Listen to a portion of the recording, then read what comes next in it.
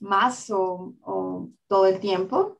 Eh, Mi especialidad no es epilepsia, pero veo muchos pacientes con epilepsia en la parte aguda en el hospital. Gracias por la Fundación de Epilepsia por invitarme a esta presentación. Yo sé que hay muchísimas preguntas, hay muchísima información. Así que yo pensé hacer esto un poco más interactivo, que ustedes me pregunten lo que quieran hasta que lo pueda responder o si no, les quedo pendiente con las respuestas y lo podemos investigar después. Esto es un proceso de aprendizaje en ambas vías y eso quiero que lo tengan claro. Para mí es más un aprendizaje también como escucharlos mejor, como entenderlos mejor y entender sus preocupaciones, ¿ok? Um, me pidieron el favor que comentara lo que sé un poco acerca del estado epiléptico en adultos. No soy neuróloga pediatra, pero voy a hacer mi mejor esfuerzo de pronto por tratar de cubrir algunas preguntas en pediatría, pero capaz dejo ese grupo de edad para otra oportunidad o para alguien que se dedique a verlos con mucho más frecuentemente. Bueno. Para los que no me conocen, yo soy de Bogotá, Colombia. Yo veo que Victoria también se está conectando desde Medellín, así que saludos, Victoria. Y saludos a todos. Vamos a ver quién más se conecta durante el trayecto de la charla, pero de hecho, interrumpen, pregunten, hablen, cuenten. Esto es una charla, hagan de cuenta como si estamos sentados en una mesa comiendo. Bueno, esto es de ambas vías. Algo que quiero que les quede en claro es que nosotros tenemos un dicho en neurología que decimos que el tiempo es cerebro. El tiempo puede ser muchas cosas, pero en neurología el tiempo importa muchísimo en la salud cerebral. O sea que en el estado, inclusive en el estado epiléptico, lo primero que yo quisiera que tuvieran en cuenta es la duración de las crisis convulsivas va a determinar muchísimo cómo tratamos el paciente y el pronóstico que el paciente tenga. Entonces, si ustedes son pacientes o tienen la ardua labor de ser cuidadores o ser padres o tener familiares con epilepsia o son educadores, tienen que tener en cuenta o simplemente transeúntes si ven a alguien que cae por una convulsión.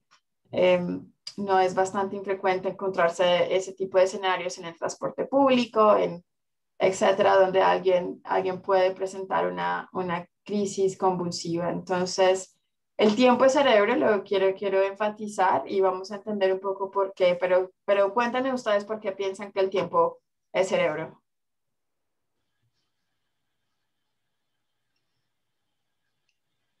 Desde la definición no física del tiempo, porque puede ser importante. Yo pensaría que por falta de oxígeno pueden pasar pues daños cerebrales, puede ocurrir. Claro que sí, Victoria, el cerebro es muy sensible a los cambios de oxígeno, demasiado sensible y puede haber daño permanente por falta de oxígeno totalmente. ¿Por qué otra razón el tiempo es cerebro? Que tiene el mismo tiempo y todo está bien coordinado y trabaja de una forma casi difícil de entender porque todo es como si, como si fuera una orquesta que está tocando una obra maestra, ¿no? Que todo toca a su tiempo. Claro, claro. ¿Alguien más tiene otra idea de por qué decimos que el tiempo es cerebro? Pero me encantan las diferentes definiciones. El tiempo es cerebro también porque nos ayuda a entender, a reconocer una emergencia neurológica. Bueno, y entender la inmediatez y la importancia que tiene reconocer que entre más tiempo pase, el cerebro puede sufrir un poco más. Y eso pasa con muchos casos en neurología, especialmente en emergencias neurológicas, por ejemplo, en infartos cerebrales o sangrados cerebrales. o en crisis convulsivas o no convulsivas, como las vamos a ver, pero quiero que entiendan que es muy importante, es una emergencia neurológica y de acuerdo a cómo ustedes reconozcan la duración, podemos determinar también cómo el paciente va a progresar y qué medicamentos posiblemente vamos a dar. ¿Ok? ¿Comentarios hasta acá? ¿No? Mi charla es muy, muy, muy cortita, así que voy a preguntar muchísimo, ¿ok? Así que si se sienten incómodos con mi silencio, no hay problema, yo no me siento incómoda con eso, pero de pronto sí me gustaría escucharlos muchísimo más, ¿ok? O que ustedes me preguntaran. Definiciones importantes que creo que, digamos, a veces inclusive en la comunidad médica hay algunos conflictos, pero estas son definiciones actualizadas, claras, donde tenemos que el estado epiléptico convulsivo, es decir, alguien que tiene crisis convulsivas, que se mueve, que tiene respuesta a síntomas motores o motrices, cambios sensitivos, sensoriales, etcétera. Puede ser generalizado de todo el cuerpo, puede ser focal de una sola parte, puede ser que se mueva solamente el labio, puede ser que se mueva solamente un brazo o la pierna, etcétera. Pero si esas convulsiones duran más de 5 minutos, se considera un estado epiléptico. ¿Okay? Estado quiere decir que se perpetúa un poco en el tiempo. Y aunque parezca que 5 minutos no son mucho, 5 minutos en una convulsión es una eternidad. Así que si ustedes, la memoria nos falla y no sé si alguien ha tenido algún accidente alguna vez automovilístico, alguna experiencia traumática, donde nuestro cerebro parece como si en ese episodio traumático nos hace una película de 1 hora en tiempo con cada detalle y descripción de qué es lo que pasa. Si ustedes recuerdan la primera vez que vieron de pronto que sufrieron una convulsión, si ustedes son los pacientes mismos, el tiempo también de reconocer eso, si han visto a alguien, parece eternidades. Entonces, el tiempo es relativo también. Así que si ustedes tienen la posibilidad de tomar su teléfono, tomar el reloj, contar cuántos minutos, segundos dura una convulsión, es muy, muy importante para nosotros en la emergencia de saber cómo va a responder ese paciente y qué tenemos que hacer en el siguiente paso. 5 minutos una convulsión puede parecer poco cuando lo decimos, pero puede parecer una eternidad cuando alguien lo está presentando, así que tengan en cuenta eso. O puede ser 2 o más crisis epilépticas donde la persona no se recupere completamente, donde no vuelva en sí, donde no sea la misma persona, el mismo paciente, etc. Entonces, 5 minutos de convulsión o 2 o más crisis epilépticas seguidas donde no hay una completa recuperación de la conciencia o del estado del paciente. Eso es en general lo que definimos como un estado epiléptico convulsivo. Nosotros hablamos ya de un estado epiléptico refractario, es cuando estas crisis epilépticas que pueden ser notorias, que llamamos clínicas, o pueden ser solamente cuando le ponemos los electrodos en la cabeza y las vemos ahí, que todavía se permanecen ahí a pesar de tratarlas adecuadamente con medicamentos importantes o de rápida acción, como son una categoría de medicinas que se llaman las benzodiazepinas, y un medicamento ya que llamamos como de segunda línea. O sea, el mensaje es, cuando decimos refractario, es que ya hemos hecho algo por ese estado convulsivo, estado epiléptico, y no ha respondido de la misma manera como queremos. Cuando ya decimos, no, este estado epiléptico es súper refractario, o sea, ya hicimos todo lo que teníamos que hacer, nos fuimos a primera línea, sacamos nuestro mejor armamento en la primera línea, sacamos nuestro mejor segundo armamento y ahora esto no para en 24 horas o más, a pesar de tener el mejor tratamiento, ya decimos, esto está súper refractario. Hay muchas cosas que no nos están respondiendo y hay que capaz aumentar el tratamiento hacia otras cosas muchísimo más avanzadas. ¿Ok? ¿Preguntas hasta ahí? ¿No? Sí. Ok, o sea, estado epiléptico convulsivo, en estos donde nos vamos a centrar un poco hoy, son 5 minutos o más de convulsiones, 2 o más crisis epilépticas donde no se recupera completamente la conciencia, ¿ok?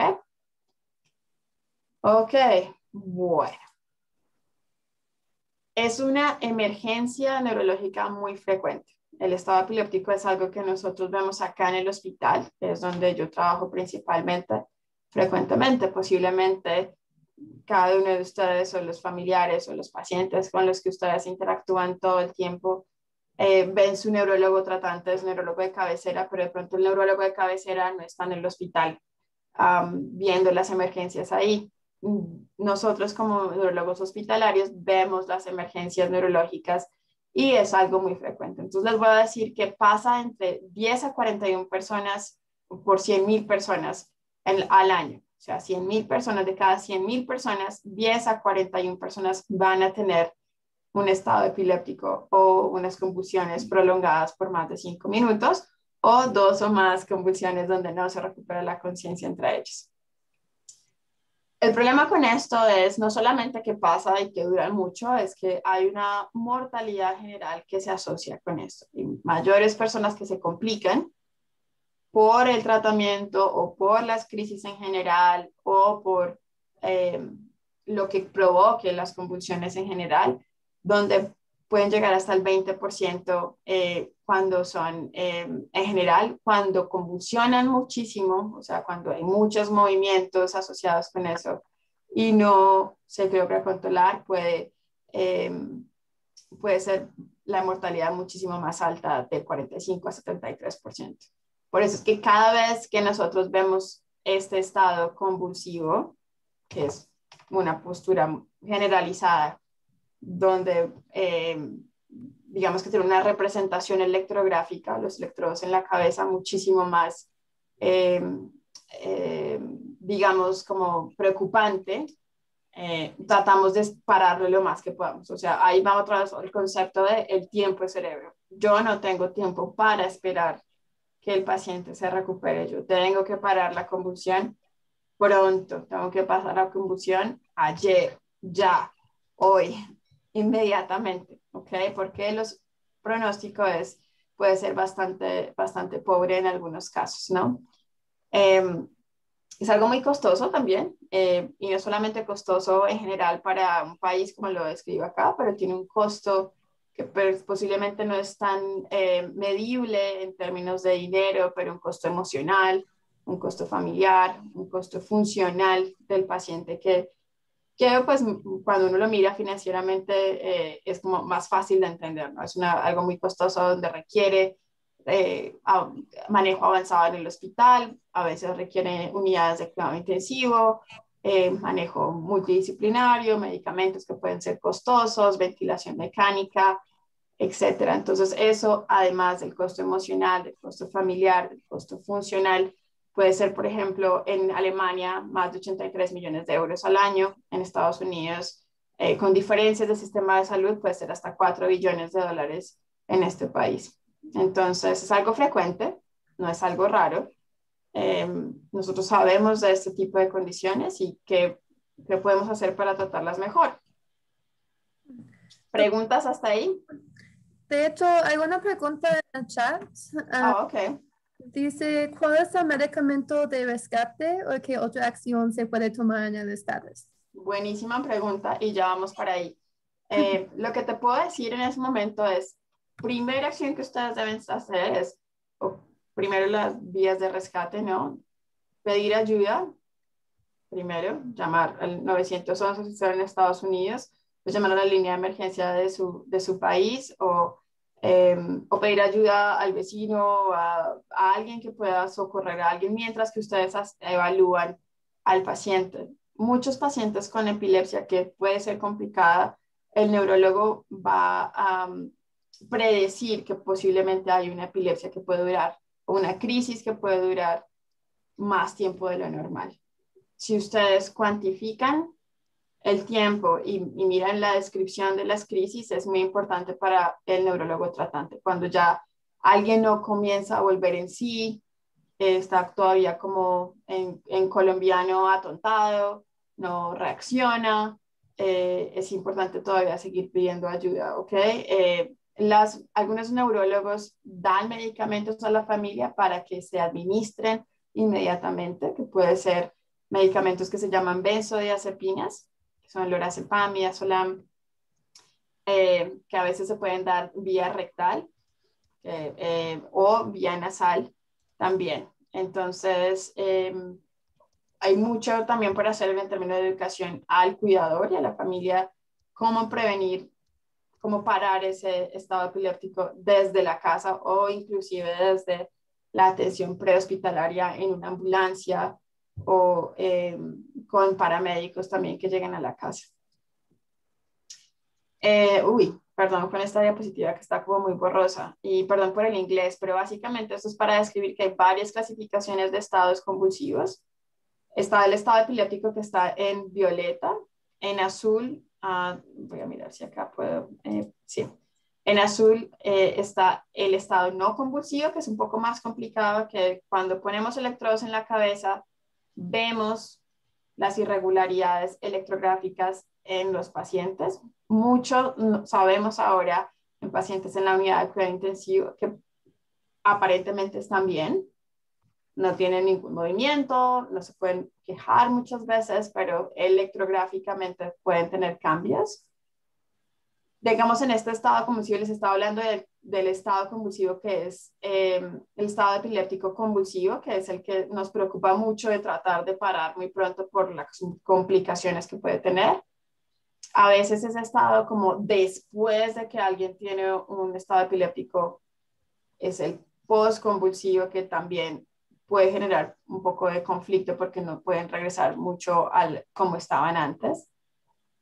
El estado no convulsivo es cuando miramos electrográfico que están pacientes que están críticamente enfermos o comatosos y en pacientes que están ambulatoriamente en la casa y tienen crisis y nadie sabe y pues no las identificamos con regularidad. Obviamente, como para volver a recordar, capaz ustedes ya son profesionales en esto, hay básicas como diferencias entre las convulsiones que son focales, que vienen como desde un área, digamos, más focal, digamos, del cerebro, más pequeña del cerebro.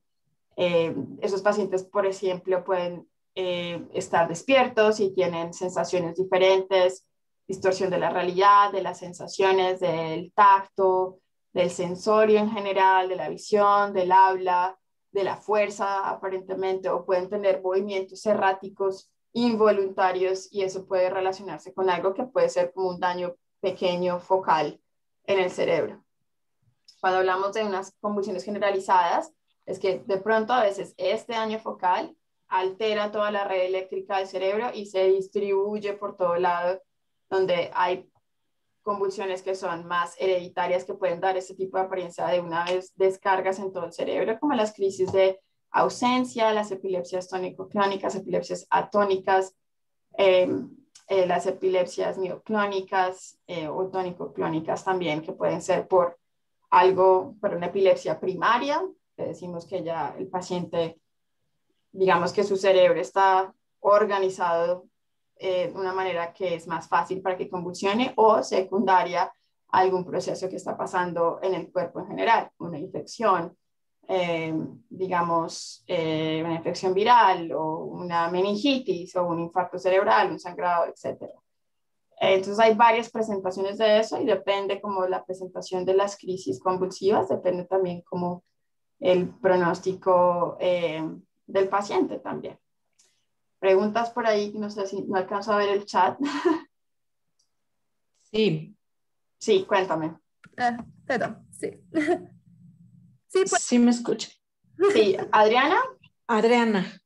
Adriana, cuéntame. Buenas noches, es la primera vez que estoy con ustedes y estoy realmente impactada porque soy epiléptica desde el 2012 a raíz de una cirugía. Tuve un tumor cerebeloso hace muchos años, hace de hecho 22 años. Y en el 2012 empecé con una convulsión y de ahí han venido ya cada día siendo más fuertes. Al principio era focal, pero ya tengo 3 años que estoy sorprendida con lo que está diciendo, porque yo no sabía qué era lo que me estaba pasando. Y es esto, es un estatus epiléptico. Incluso en una ocasión fueron 12 horas de estar convulsionando todo mi cuerpo. Ujú. Y en el hospital, bueno, me trataron, pero nunca nos dijeron, porque aquí en México desafortunadamente el sistema hospitalario pues no es muy, pues no tiene tantos recursos quizá como en otros países. Y me ha pasado 2 veces aquí en casa que dura alrededor de 35 minutos. El caso es que es muy difícil para la gente creerme Ujú. que estoy mal porque yo no pierdo la conciencia Ujú. a pesar de estar tanto tiempo temblando. Ujú. Ujú. Y me da mucha desesperación y a veces ganas de llorar porque no me entienden y Claro. no hay quien me ayude porque yo vivo sola. Ujú. Entonces Claro. sí logro llamar, temblando, pues nunca dejo mi teléfono y logro Ujú. llamar a alguno de mis hijos y ya vienen, mis mamá, es que ya pasó mucho tiempo, es que esto, es que aquello, pero mucha gente no lo cree porque dicen, Ujú. es que tú no pierdes la conciencia, no es tanto. Ujú. Entonces sí quisiera saber qué es lo que pasa, porque yo recuerdo todo, yo no pierdo la conciencia, estoy consciente de todo lo que me pasa. Claro. Y gracias por compartir tu experiencia, Adriana, con nosotros. Sabemos Gracias. que no es fácil hablar de estos temas y sobre todo con tanta gente escuchando, pero muchas gracias. Sí, definitivamente hay limitaciones, obviamente, de reconocer las crisis convulsivas y también hay limitaciones, obviamente, educativas también, digamos, incluso en el personal médico, ¿no? Hay muchas variaciones de lo que podemos conocer que son epilepsias. A veces hay personas que tienen distorsiones del gusto, a veces personas tienen distorsiones del olfato, a veces personas tienen distorsiones de la vista. Cualquier función cerebral que nosotros hacemos como seres humanos puede estar distorsionada en una crisis epiléptica.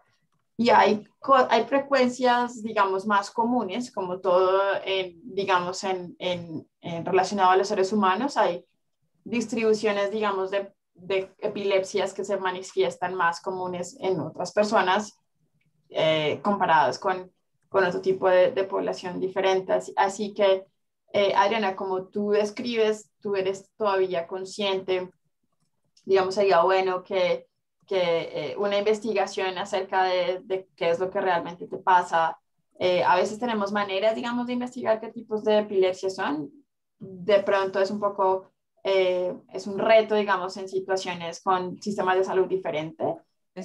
Pero digamos, a veces tenemos como la manera de provocar esas convulsiones cuando están en el hospital o admitir a las personas en el hospital, tratar de bajarles, digamos, como ese límite epiléptico que tiene y tratar de hacer que convulsionen de una manera segura. Con eso podemos mirar el registro electrográfico, perdón, del cerebro y mirar si tiene alguna correlación, digamos, con los síntomas que se manifiestan. Eso es una manera de pronto de acercarse un poquito más al diagnóstico, obviamente, pero obviamente hay maneras también de mitigar el impacto de tener ese tipo de manifestaciones si estás, por ejemplo, sola. Inclusive, como siempre, lo que recomendamos es pedir ayuda. A veces, digamos que en tu caso, cuando puedes hablar por teléfono es importante, pero obviamente también un sistema de qué pasaría si no me podría comunicar, cómo hacer eso, ¿no? Hay un sistema de alarma, hay alguien que de pronto, vecinos, amigos que pueden chequear, que pueden establecer como rutinas para mirar que estés bien. Es importante también eso, tener en cuenta como esa red de apoyo en situaciones donde no es posible tener compañía. Okay. Entonces, pero gracias, Ariana, y vamos avanzando un poquito a ver si podemos ser un poquito más de ayuda. Y si alguien tiene más ideas también para de su experiencia como pacientes o familiares en esta conversación, la gracia es que todos podamos participar y aprender. ¿Ok? De hecho, hay 2 preguntas más, pero creo sí, claro. que seguimos con la presentación si quiere y luego en el fin podemos preguntar. Si ok, sí, lo que les decía, mi presentación es corta porque prefiero darles el espacio para que se comuniquen. Hay muchos cambios fisiológicos que pasan cuando hay una crisis epiléptica prolongada. Y esos cambios, digamos, fisiológicos están a nivel molecular, a nivel de las células, a nivel también de, digamos, como de la estructura neuronal y de los acompañantes de las neuronas. Cada vez en neurología aprendemos más que, y como todo en la vida, que no es una persona o no es una neurona, es una red y es un equipo. Digamos que hay cambios fisiológicos en diferentes estadios de este proceso y lo medimos en milisegundos y segundos, eso lo quiero resaltar. Y en ese caso, en milisegundos, es algo que de pronto no puedo imaginar en el tiempo o en mi percepción del tiempo, pero en ese momento cambia, digamos, cómo están cargadas como eléctricamente las proteínas. Hay unos canales, digamos, en la membrana de las células que se abren y se cierran de acuerdo con esos cambios eléctricos y electrolíticos. Y salen, digamos, neurotransmisores. Los neurotransmisores son los mensajeros, son las moléculas mensajeras que se comunican entre diferentes neuronas y población celular del cerebro. Eso pasa en milisegundos a segundos. Vamos al estadio número 2. Si alguien está convulsionando, ustedes están con el reloj midiendo el tiempo. Vieron que ya llevaba segundos y ya lleva 30 segundos, un minuto. Y estamos viendo que hay como mucho intercambio, digamos, entre moléculas de receptores de las membranas celulares que hacen que las células se pongan muy disparadas y como muy reactivas, muy excitables y comiencen a disparar mensajes entre ellas. Entonces, se disminuye la inhibición de esas células, las que se supone que son las neuronas más dormilonas, ya no están tan dormidas y comienzan a dispararse esas respuestas más rápidas entre las células cerebrales en segundos a minutos. Entonces comienza a responder en eso. Entre minutos y horas, que ya esperemos que eso no pase, porque nuestra idea es tiempo de cerebro, voy a parar esta convulsión. Hay una expresión de algo que llamamos como el neuropéptido, que hace que se comiencen a soltar sustancias también dentro del cerebro, que comienzan a terminar o seguir siendo excitables o excitatorias en esas células neuronales también. Y hay una decadencia en esa capacidad de inhibir y de calmar esa población neuronal. Inclusive biológicamente el cerebro tiene mecanismos para protegerse a sí mismo, pero esos mecanismos de protección comienzan a fallar por ese tipo de desarreglos electroquímicos. Ya cuando estamos hablando de días a semanas, que ya es un estado que hemos dicho percibiblemente súper refractario, ya comienzan a haber cambios, de hecho, genéticos y lo que decimos epigenéticos, que son, comienzan los genes a alterarse de esas células, no funciona bien el DNA, no entiende qué es lo que está haciendo, no se regulan las proteínas, no se regula lo que tiene que hacer cada célula en el cerebro, entonces esos cambios fisiológicos pueden llegar a muerte neuronal y eso definitivamente es lo que queremos evitar. Ok, yo creo que tenemos un espacio para una pregunta. ¿Cómo se puede saber, Karen, el daño cerebral en esto? ¿Qué tipo de estudios y qué tipo de secuelas podría dejar para darnos cuenta y ver que tendríamos que tener más estudios? Excelente tu pregunta. Acá te voy a mostrar, digamos, como una resonancia magnética. Digamos que obviamente, aunque la tecnología ha estado muy avanzada últimamente en términos de conocer qué pasa con el cerebro, todavía tenemos muchísimas preguntas. Cada vez que sabemos más, tenemos más preguntas. Eso es lo que pasa. Podemos ver, digamos, daño neuronal en esta resonancia magnética. Por ejemplo, en esta secuencia, digamos, imagínense que uno le toma fotos al cerebro y tiene diferentes filtros, ¿no? Ahorita todo el mundo es familiar con los filtros de Instagram, Facebook, las historias, etcétera. Digamos que en estas resonancias magnéticas tenemos el filtro de ver problemas agudos celulares. Este es el filtro de ver problemas agudos celulares y ese filtro se llama el filtro de difusión. Y es muy interesante, de hecho, porque cómo funciona esta resonancia magnética, vemos que hay una fase, digamos, esta es una célula gordita en 3D, y la célula cuando comienza a tener un problema no es capaz de intercambiar el agua que pasa entre la célula, entre la membrana celular y el espacio exterior de la célula. Eso normalmente es un intercambio libre que no necesita como de ayuda o de chaperones que abran las puertas de la membrana celular, sino que el agua simplemente pasa de una manera libremente. Cuando hay un daño agudo en esa membrana celular, la célula dice, no, no entra agua, no sale agua, yo me quedo como estoy, y comienza a tener como una hinchazón en esa célula. Eso se llama un edema citotóxico.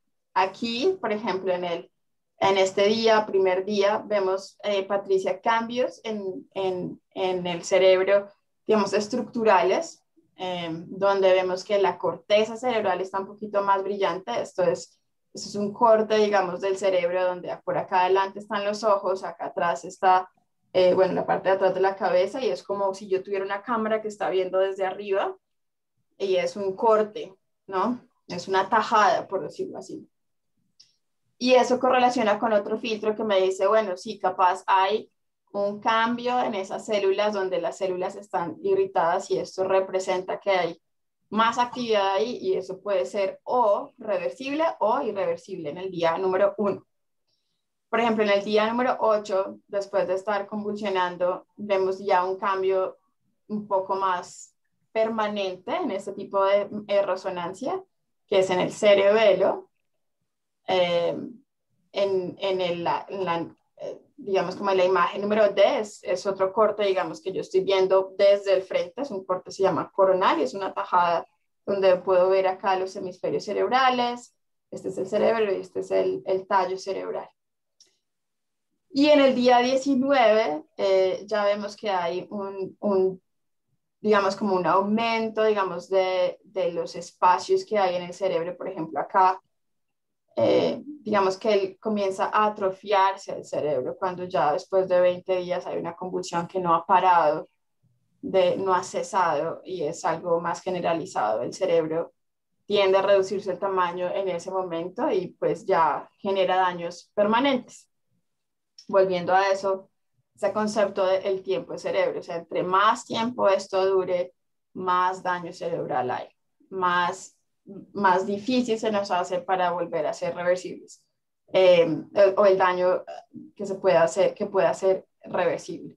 Hay casos, obviamente, y personalmente he tenido pacientes donde han convulsionado por 30 o más días, tienen un curso prolongado en la unidad de cuidado intensivo con muchísimos tratamientos, y que han salido de eso, y han tenido, por ejemplo, un deterioro cognitivo, pero pueden volver a caminar, pueden volver a continuar de pronto con sus actividades, etcétera, pero capaz tienen algún grado de déficit cognitivo. También depende de qué es lo que ocasione las convulsiones. Va a ser importante determinar el daño cerebral. No es lo mismo si, digamos, lo que causó las convulsiones es algo reversible, como algo irreversible también, ¿no? Algo que de pronto ya fue una vez y no pudo volver como a recuperar esa función cerebral. No sé, Patricia, si eso te ayuda a aclarar. Sí, totalmente, Karen. De pronto tú decías problemas a lo mejor funcionales, daños que dejan, ¿verdad? Cognitivos, también motricidad, muchos de esa área, ¿verdad?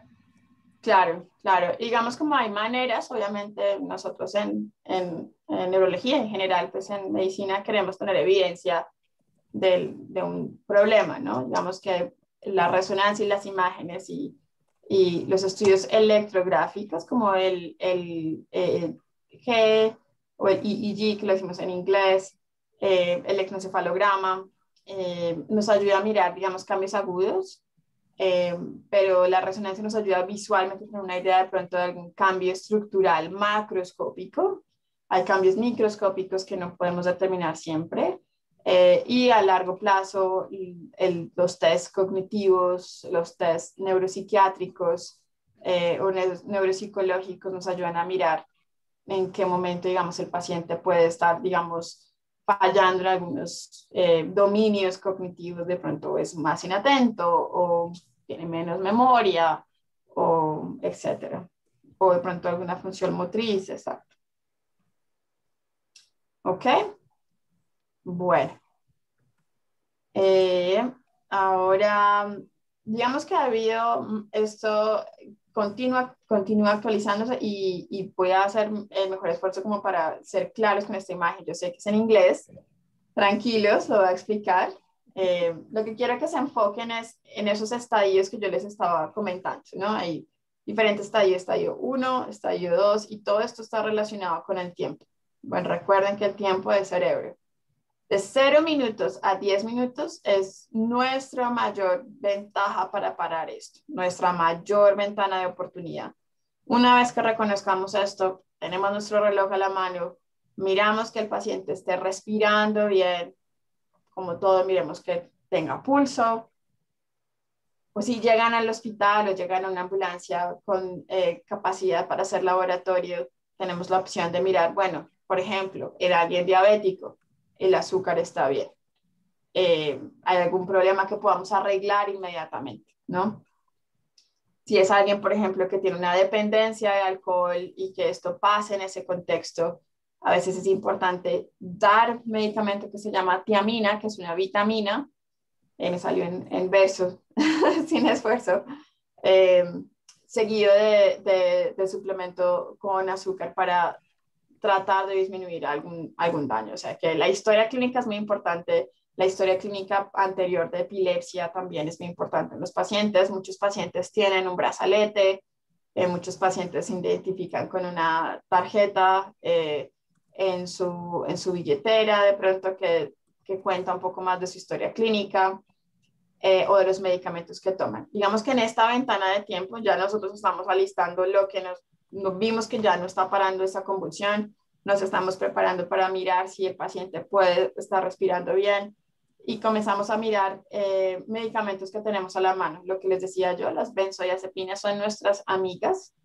Nosotros usamos esto a veces en el contexto de la clínica también o de pacientes pediátricos con estas vías rectales o a veces intranasales, lorazepam o midazolam, y lo hacemos intravenoso o intramuscular y repetimos unas dosis de ese medicamento.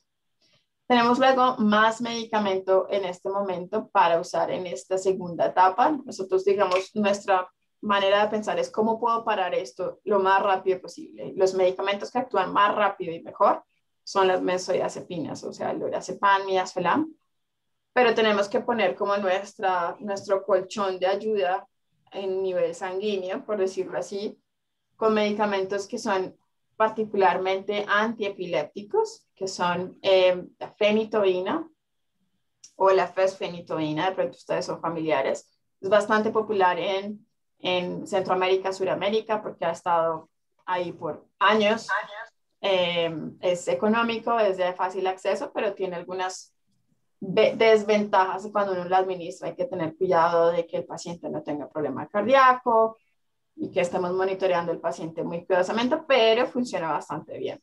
Y tenemos otras opciones como el ácido valproico, porque ustedes son más familiares con el ácido valproico, o el Keppra o el levetiracetam, o el fenobarbital. Algunos hospitales los manejan también muy bien. Cuando todavía, a pesar de esto, todavía el paciente sigue convulsionando, ya nos comenzamos a preocupar. 30 minutos, 90 minutos en este lapso de tiempo es cuando decimos, no, ya estamos entrando en una etapa donde esto no está parando. ¿Qué otras alternativas tengo?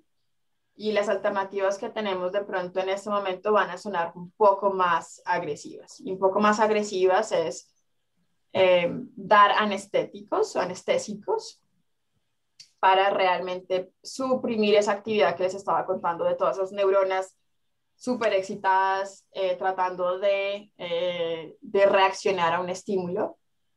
La manera como podemos mitigar ese efecto con anestésicos, por ejemplo, con midazolam o propofol, eso obviamente es en un contexto hospitalario, donde nosotros miramos la vía aérea, a veces tenemos que poner un tubo orotraqueal, algo para facilitar una ventilación mecánica, y nosotros nos encargamos del resto. Los pacientes tienen que ir a una unidad de cuidado intensivo y ahí la idea es continuar monitoreándolos o clínicamente o electrográficamente si hay esa alternativa en cada hospital. Cuando ya las cosas definitivamente no funcionan, los pacientes siguen convulsionando, todavía tengo evidencias de convulsiones en el trazo electrográfico, nos toca pasar a algo mucho más específico y más delicado que se llama un coma barbitúrico. Y eso se hace con pentobarbital. Los barbitúricos es algo que se ha usado desde muchísimos años en epilepsia, inicialmente todavía se usa bastante en pacientes pediátricos también, pero tiene muchísimo, digamos, cuidado por las complicaciones sistémicas de eso, porque vamos a literalmente poner el cerebro a descansar de una manera farmacológica donde el paciente no puede estar o no está despierto para continuar sus funciones, así que todo el cuidado en el contexto de cuidado intensivo tiene que darse para ese paciente. Son ya digamos más casos extremos, 90 minutos en un contexto de una crisis epiléptica es una eternidad. No todos los pacientes necesitan este tipo de tratamiento. Por ejemplo, Adriana, si tú, digamos, tienes esas crisis donde no pierdes la conciencia, esto posiblemente no se aplica para ti. Quiero que eso quede claro.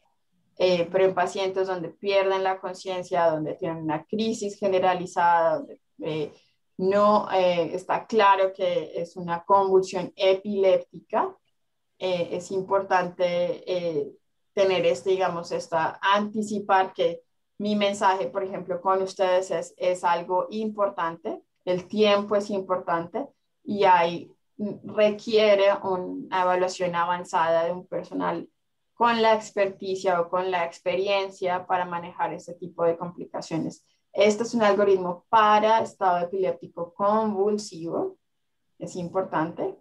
Para estados epilépticos no convulsivos ya requiere, digamos, de otro manejo que ya es un poco más especializado, pero digamos que este es el paciente que, digamos, ustedes están en un bus, en el tren, ven en la calle que de pronto comienza a convulsionar, tienen convulsiones clásicas que, digamos, vemos, pero no para de convulsionar en 5 minutos, ni en 10 minutos, ni en 30 minutos, 90 minutos. Ahí ya puede ser la mortalidad muchísimo más elevada si ese paciente no tiene ayuda. ¿Preguntas? Sí, eso cuando, perdón, dijiste, Karen, sobre que no aplicable en el estado, por ejemplo, cuando no es epilepsia, digamos, son convulsiones epilépticas, o sea, serían las convulsiones no epilépticas las psicogénicas, ¿verdad? ¿Qué tanto se puede diferenciar eso con un estatus como estaba comentando Claro. Adriana?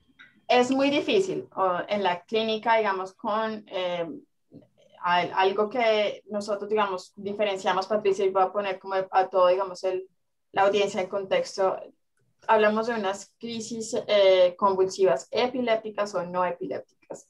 Las crisis epilépticas, por lo menos, es algo que, digamos, tenemos un daño focal cerebral donde podemos ver qué pasa y podemos ver electrográficamente que eso tiene una representación clínica.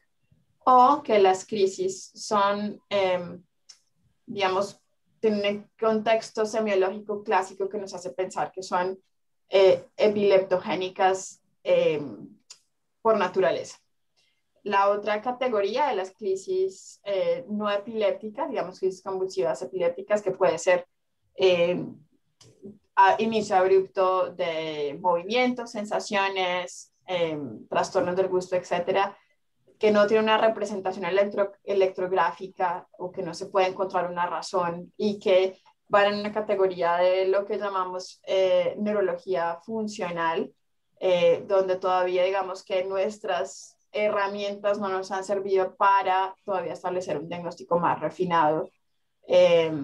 Digamos, en ese caso, donde no tenemos evidencia clara que esas crisis son de un origen biológico como el que les contaba, donde las neuronas se hiperexcitan, etcétera, en ese contexto, este tratamiento es demasiado agresivo.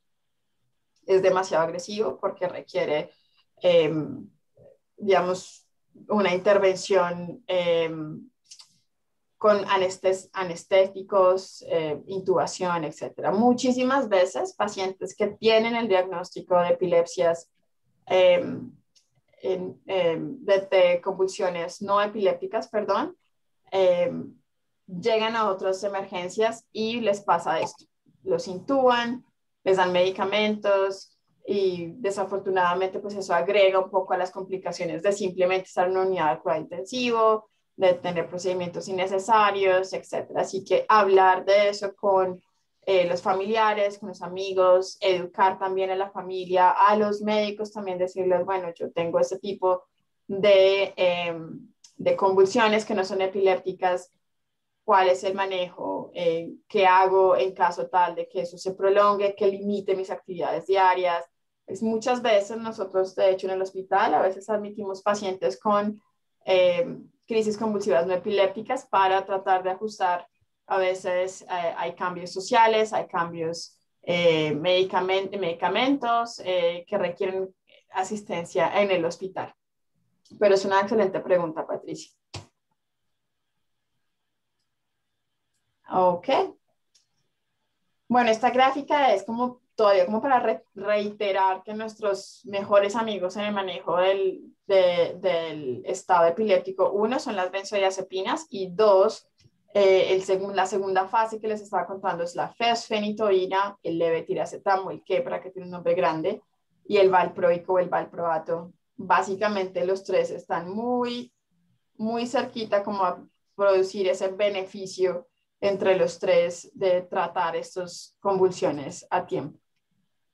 Nosotros tenemos básicamente unas dosis específicas, 20, 40, 60 miligramos por kilo, y nuestra tasa, digamos, donde vimos que se paraban las convulsiones y mejoraba la capacidad, digamos, de responder del paciente a los 60 minutos, era 47, 45, 46% cuando usábamos estos medicamentos tempranamente. O sea que entre más temprano lo usemos, mucho mejor. Entre usemos los medicamentos que se necesitan, muchísimo mejor también. Quiero hablar también de qué puede causar, digamos, que puede provocar triggers, quiere decir como eso que provoca el estado epiléptico. Entonces, hay síndromes epilépticos que pueden causar eso, que hacen que las personas sean más proclives a desarrollar un estado epiléptico. Un daño cerebral. Si está dañado el cerebro, digamos, es mucho más irritable. Por ejemplo, si alguien tiene una historia de un infarto cerebral grande, de un tumor cerebral, de una instrumentación, de una meningitis, encefalitis, algo que haya implicado que esa red cerebral se haya dañado, son pacientes o personas que pueden tener tendencias a generar esos periodos epilépticos prolongados. Tumores cerebrales, alteraciones electrolíticas, por ejemplo, es frecuente ver en la emergencia pacientes diabéticos que se les baja el azúcar muchísimo o se les sube el azúcar muchísimo. Entonces, esas fluctuaciones, digamos, electrolíticas o metabólicas también.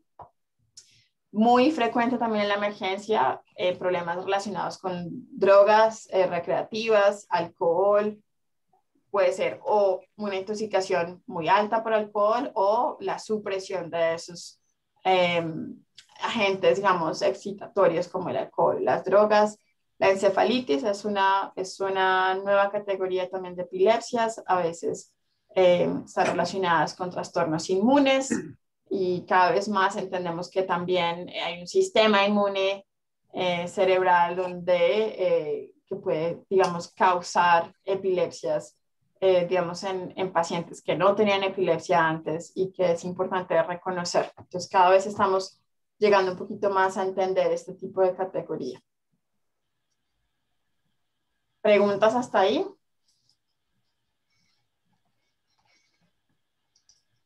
Ok, bueno, yo les quería contar que es mi experiencia desde el lado, digamos, hospitalario. de cómo manejamos el estado epiléptico. El estado epiléptico es una emergencia neurológica que requiere atención inmediata, que requiere ayuda inmediata, que requiere un plan también. Voy a parar de compartir.